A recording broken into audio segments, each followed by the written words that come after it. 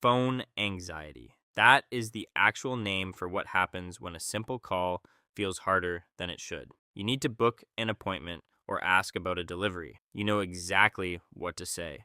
But the moment you think about dialing, something shifts. Your chest tightens a little. You rehearse the opening line in your head 3 or 4 times. You might delay the call for hours, telling yourself you'll do it later. The brain treats a phone call like a small, unpredictable threat. Unlike a text, a call demands instant responses with no time to think, no backspace, no chance to reread. For someone with social anxiety, that lack of control is exactly what makes it uncomfortable. So the body responds the way it responds to any mild threat, with hesitation, avoidance, and a strong preference for texting instead. Post-event processing. That is the term for what happens when a conversation ends, but your brain refuses to let it go. You just finished talking to someone. It went fine. Maybe it even went well. But an hour later, you are lying down and a specific moment floats back. Something you said. A pause that felt too long, a joke that landed awkwardly, and suddenly you are replaying the whole thing like security camera footage, analyzing every word. The other person has almost certainly forgotten the moment entirely. They moved on within minutes. But your brain treated that small interaction like an important performance, and now it is reviewing the tape. The more you try to stop thinking about it, the louder it gets. Anticipatory anxiety. This is what drives the habit of rehearsing conversations before they happen. You have a meeting tomorrow or a simple conversation with someone you do not know well. And tonight, without meaning to, you start preparing. You think about what you will say first, then what they might say back, then what you will say after that. You run through multiple versions, preparing for different outcomes. It feels like being responsible, but underneath it is a quiet fear that if you do not prepare, something will go wrong. The problem is that real conversations never follow the script. When they go in an unexpected direction, the rehearsed version becomes useless, and the anxiety spikes even more. The spotlight effect. That is the name researchers gave to the feeling of being watched when you walk into a room. For a few seconds, it feels like everyone looked up, like the entire space paused and noticed you. You become aware of how you are walking. Your hands suddenly feel strange. You are not sure what to do with your face. Studies have consistently shown that people overestimate how much others notice them. Everyone in that room is largely absorbed in their own thoughts and their own small anxieties.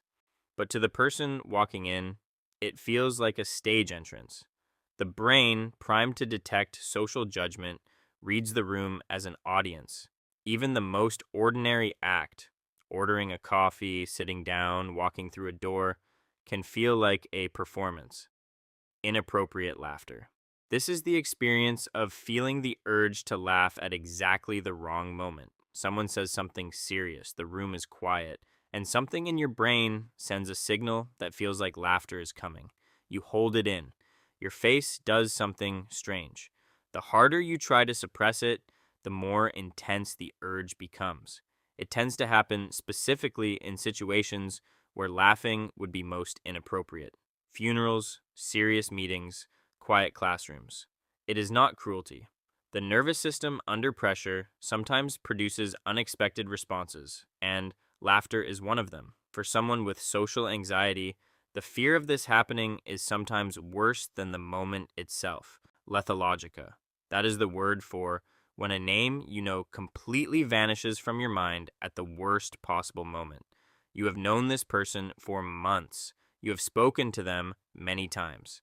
And right now, standing in front of them, about to introduce them to someone else, their name is gone. Not fuzzy. Gone. You buy time. You use vague phrases. You introduce the other person first and hope something triggers the memory. For someone with social anxiety, the stakes feel enormous.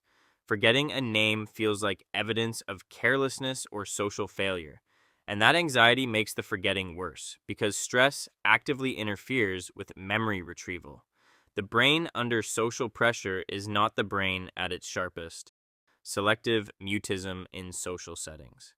This describes what happens when you are sitting with a group. The conversation is moving fast, and you simply cannot find the moment to speak. You are present, you are listening, you even have something to say, but the moment keeps passing. Someone else jumps in, the topic shifts, and with every minute that passes, saying something feels harder. The longer the silence stretches, the more attention your eventual words will draw. So the brain keeps waiting for a perfect moment that never quite arrives. Afterward, you might feel frustrated with yourself, but the silence was not emptiness. It was the result of a very active internal process happening beneath the surface. Compulsive apologizing.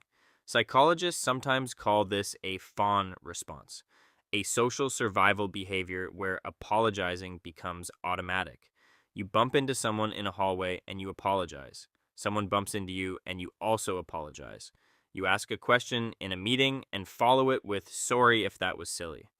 The apologies are not about actual wrongdoing. They are a buffer, a preemptive attempt to reduce any possible negative reaction. If you apologize first, no one can be annoyed with you. Over time, this pattern becomes so automatic it happens before the brain has registered whether there is anything to apologize for. It is a quiet form of self-erasure, driven entirely by the need to feel socially safe. Intrusive autobiographical memory. This is the name for what happens when an embarrassing memory from years ago surfaces without warning. You are falling asleep or taking a shower or doing something completely unrelated.